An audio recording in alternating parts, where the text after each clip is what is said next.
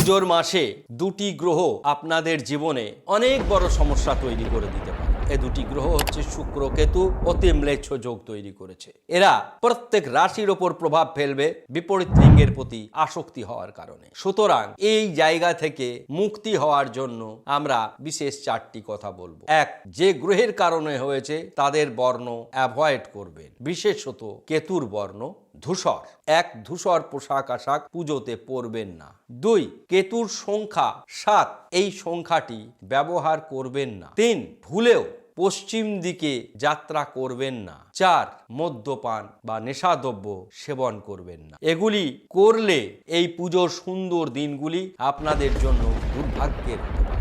আর এগুলি না করে শুধুমাত্র হোয়াইট সাইট্রিন ব্রেসলেট আকারে পড়তে পারেন, লকেট আকারে পড়তে পারেন। হোয়াটসঅ্যাপে যোগাযোগ করবেন 7001608953 নাম্বারে।